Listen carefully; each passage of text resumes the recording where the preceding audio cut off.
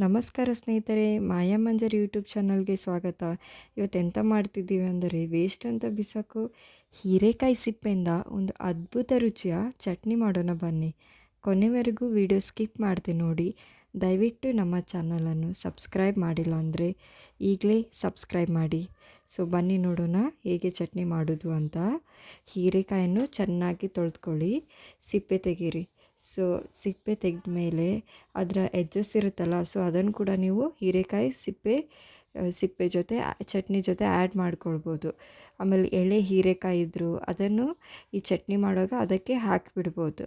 So ಯಾವುದು ನಮ್ಮ ಪರಿಸರದಲ್ಲಿ ಸಿಗುವುದು ವೇಸ್ಟ್ ಅಲ್ಲ. ಸೊ ಅದರ ಉಪಯೋಗ ನಾವು ಕಂಡುಕೊಳ್ಬೇಕು ಅಷ್ಟೇ. ಸೊ ಇದಕ್ಕೆ ಎಂತೆಲ್ಲ ಸಾಮಗ್ರಿಗಳು ಬೇಕಂತ ನೋಡೋಣ ಬನ್ನಿ. ಮೊದಲು ಹೀರೆಕಾಯಿ ಸಿಪ್ಪೆ, ಅದರ ಎಡ್ಜಸ್, ಎಳೆ ಹೀರೆಕಾಯಿ ಇದ್ರಲ್ಲ ಅದನ್ನು ಚೆನ್ನಾಗಿ ತೊಳೆದಿಟ್ಕೊಂಡಿರೋ ಸಿಪ್ಪೆ, ಕೊತ್ತಂಬರಿ ಸೊಪ್ಪು ಒಂದು ಮುಷ್ಟಿಯಷ್ಟು, 2 ಚಮಚ ಜೀರಿಗೆ, ಬೆಳ್ಳುಳ್ಳಿ, ಹಸಿಮೆಣಸಿನ್ಕಾಯಿ ಮತ್ತು ಕರಿಬೇವು. ಸೊ ಕರಿಬೇವು ಜಾಸ್ತಿ ಆದರೂ ಕೂಡ ಜಾಸ್ತಿ ಆದರೂ ಕೂಡ ಒಳ್ಳೆಯದೇ.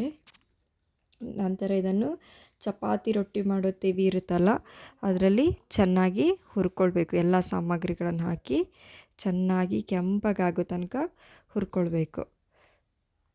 ಸೊ ಇದಕ್ಕೆ ನೀವು ಬೇಕಿದ್ದರೆ ಒಣ ಕೊಬ್ಬರಿಯನ್ನು ಕೂಡ ಸ್ವಲ್ಪ ಪ್ರಮಾಣದಲ್ಲಿ ಆ್ಯಡ್ ಮಾಡ್ಕೋಬೋದು. ಬೇಕಿದ್ದರೆ ಸ್ವಲ್ಪ 2-3 ದಿನ ಇಟ್ಕೊಂಡು ತಿನ್ನೋದಿದ್ರೆ ಹುಳಿ ಕೂಡ, ಸ್ವಲ್ಪ ಬೆಲ್ಲ ಕೂಡ ಆ್ಯಡ್ ಮಾಡ್ಕೊಳ್ಬೋದು. ಅವತ್ತೇ ಅಂದರೆ ಸೊ ಹುಳಿ ಮತ್ತು ಬೆಲ್ಲ ಅವಶ್ಯಕತೆ ಇಲ್ಲ. ಸೊ ಇದನ್ನು ಸ್ವಲ್ಪ ಎಣ್ಣೆ ಹಾಕಿ ಚೆನ್ನಾಗಿ ಕೆಂಪಗಾಗೋ ತನಕ 5-10 ನಿಮಿಷ ಹುರಿಯಿರಿ. ಸೊ ಇದು ಯಾಕೆ ಹೀರೆಕಾಯಿ ಸಿಪ್ಪೆಯನ್ನು ತಿನ್ನಬೇಕಂತೇಳಿ ಗೊತ್ತುಂಟ ನಿಮಗೆ?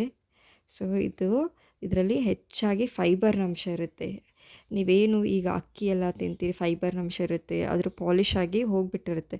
ಬಟ್ ನೀವು ಹೀರೆಕಾಯಿ ಸಿಪ್ಪೆಯಲ್ಲಿ ಚೆನ್ನಾಗಿ ನಾರಿನಂಶ ಇರುತ್ತೆ, ಫೈಬರ್ ಅಂಶ, ವಿಟಮಿನ್ ಸಿ ಚೆನ್ನಾಗಿರುತ್ತೆ. ಸೊ ಇದು ತಿನ್ನೋದ್ರಿಂದ ಫೈಲ್ಸ್ ಇಂಥದ್ದೆಲ್ಲ ರೋಗ ಇದ್ದರೆ ಹೋಗುತ್ತೆ. ನೆಕ್ಸ್ಟ್ ಇದರಲ್ಲಿ ಕಡಿಮೆ ಕ್ಯಾಲೋರಿ ಇರೋದ್ರಿಂದ ತೂಕ ನಿಯಂತ್ರಣದಲ್ಲಿರುತ್ತೆ, ಜೀರ್ಣಕ್ರಿಯೆಗೂ ಚೆನ್ನಾಗಿ ಜೀರ್ಣವಾಗುತ್ತೆ. ಫೈಬರ್ ಅಂಶ ಇರೋದ್ರಿಂದ ಬೇಗ ಜೀರ್ಣ ಆಗುತ್ತೆ. ನೆಕ್ಸ್ಟ್ ಇದು ತಿನ್ನೋದ್ರಿಂದ ರೋಗ ನಿರೋಧಕ ಶಕ್ತಿ ಕೂಡ ಹೆಚ್ಚಾಗುತ್ತೆ. ಸೊ ಇದನ್ನು ಚೆನ್ನಾಗಿ ಕೆಂಪದಾಗಿ ಹುರಿದ್ಕೊಂಡ್ಮೇಲೆ ಆರಲಿಕ್ಕೆ ಬಿಡಿ.